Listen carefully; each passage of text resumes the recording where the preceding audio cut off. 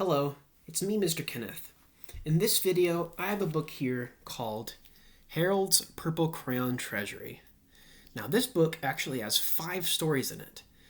In this video, I'm going to be reading to you the first story, which is called Harold and the Purple Crayon. This story is by Crockett Johnson. Here we go. One evening, after thinking it over for some time, Harold decided to go for a walk in the moonlight.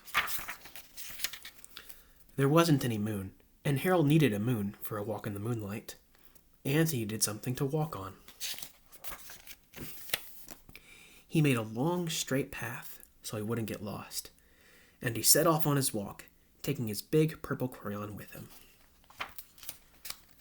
But he didn't seem to be getting anywhere on the long, straight path.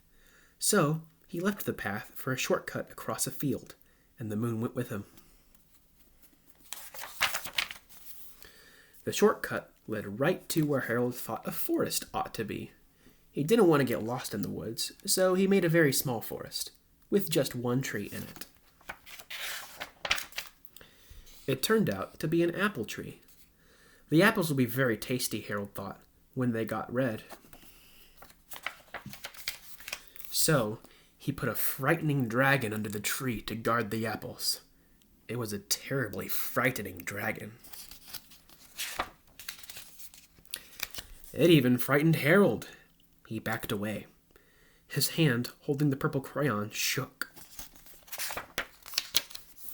Suddenly, he realized what was happening. But by then, Harold was over his head in an ocean. He came up, thinking fast, and in no time he was climbing aboard a trim little boat. He quickly set sail, and the moon sailed along with him.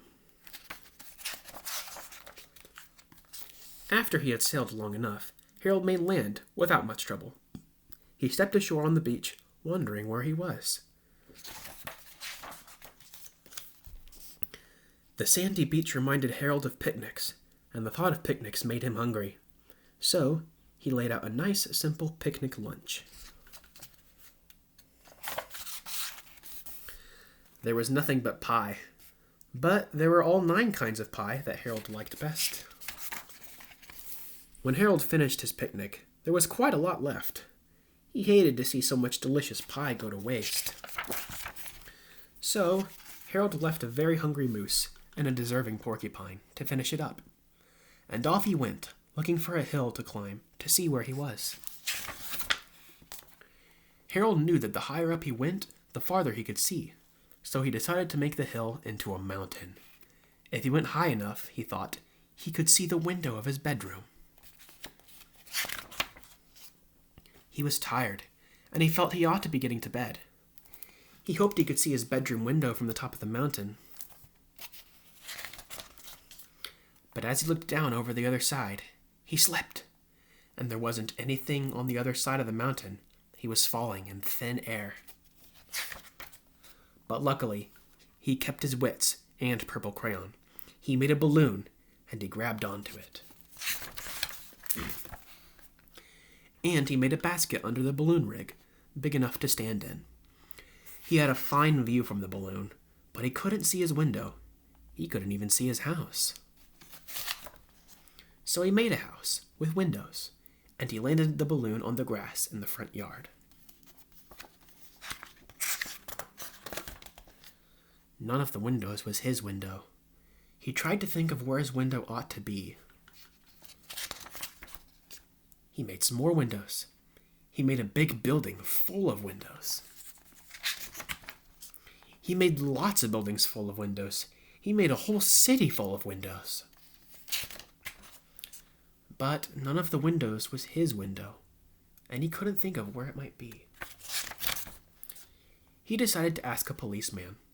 The policeman pointed the way that Harold was going anyway, but Harold thanked him. And he walked along with the moon, wishing he was in his room and in bed. Then suddenly, Harold remembered. He remembered where his bedroom window was, when there was a moon. It was always right around the moon. And then Harold made his bed. He got in it, and he drew up the covers. The purple crayon dropped onto the floor, and Harold dropped off to sleep. The end. That was Harold and the Purple Crayon. Next time, we're going to be reading Harold's Fairy Tale. I'll see you then. Thank you for listening. Oh, one more thing. This is the sign language for purple. You make the P letter with your hand, which looks like a little man walking. Then you wave it around in front of you. This is the sign language for purple. Just wiggle your little guy around. All right. Thank you for listening to my story. I will see you next time.